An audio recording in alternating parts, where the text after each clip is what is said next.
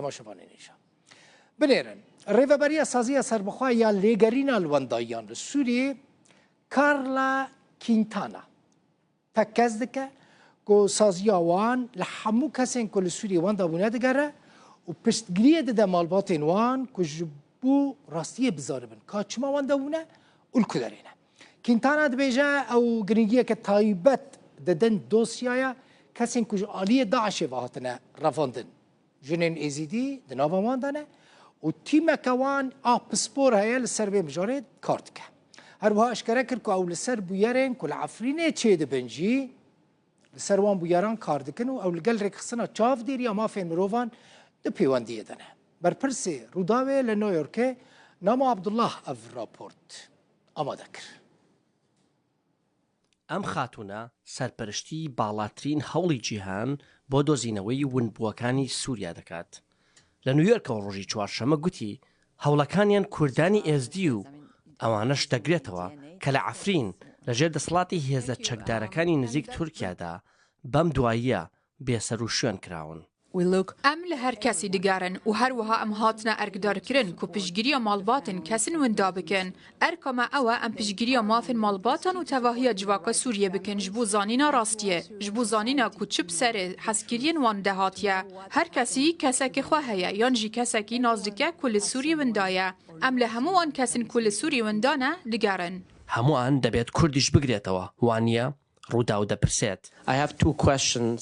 دوو پرسیارم هەیە. یەکێکیان لەسەر ئێزدیەکان. لە ساڵی 2014 دەوڵەتی ئیسلامی هەزاران کچ و ژنی ئێزدیان ڕفاند و زۆرێکیان تا ئێستاش بێسەر و شوێنن. ئای زانێرێکی نوێتان هەیە لەسەر شوێنی ئەو ژنانە. لە مانگی ئایاردا ڕێکخراوی هیومان رایتس واچ دیارنەمانی خەڵکی لە عەفرین بە بەڵگەوە خستە ڕوو کە بە قسەی ڕێکخراوەکە لەلایەن ئەو گروپانەوە ئەنجامدراون کە تورکیا پشتیوانیان دەکات بە تایبەتی سوپای نیشتیمانی سووریا. ئایا ڕێکخراوەکە ئێوە لە عەفرین کاری کردووە؟ ئەگەر وەڵامەکە بەڵێیە چیتان دۆزیوەتەوە؟ سپاس وکی من گوت ام لسر دوسایه که مازنا درباره کسین جوالی داعشه و هاتنا بسروشون کرن کار دکن و بگومان او جنن ازدی جلو خوادگره گروپه که مایاش بووی بابتی ترخان کری هیا ام لگل رخستن جواکا سیویلن کل سر و دوسایه کار دکن ده پیوندیه دنه شارزاین ما درباره ویب مجارا تایبت ده هنه درباره راپورت رخستنا چافدیری مافن مرووان دجی ام جبو ورگرتنا زانیارین زیدتر درباره بویرن عفرین ده لگلوان ده پیوندی ده بون. خاتو کارلا گوتی هەفتەی داهاتوو دەچێت بۆ سووریا. IIMP کورتکراوەی ناوێکی درێژترە کە ئەمەیە.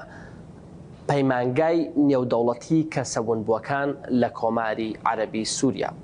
و ساڵی 2003 لەلایەن ئەم ڕێکخراوەوە نەتەوە یەکگرتوەکان دامەزرێنرا.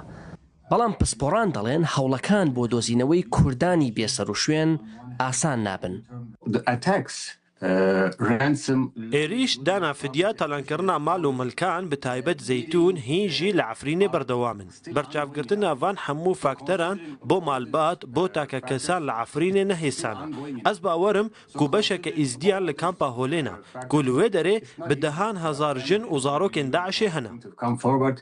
کە دێتە سەر ئێزدیەکان بڕوا وایە هەندێکیان لە کامپی ئەلهۆلی سووریا دابن کە دەیان هەزار ژن و منداڵی داعشی تێدایە. ئەو ژن هاتنە دۆرپێچکردن دەترسن و نەوێرن خوا ئشکەرە بکەن.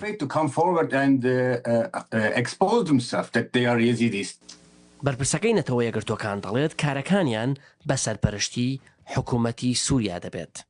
هەرچەندە حکوومەتی سووریا سەرپەرشتی هەوڵەکە ئاکات بەڵام سەرۆکی ڕێکخراوەکە دەڵێت ئەمە مانای ئەوە نییە کارەکانیان سنووردارە بەڵکو تەنانەت بە دوای ئەو کەسانە شەگەڕێن بە دوای عەلەویەکانی شەگەڕێن کە لە دوای ڕووخانی ڕژێمی بەشار ئەسەدەوە دیار نەماون و ڕێکخراوەکانی مافی مرۆڤ هێزەکانی سەر بە دیمەشق تۆمەتبارەکەن بەو هێرشەی کە کرایە سەر عەلەویەکان لە شاری لازقیە.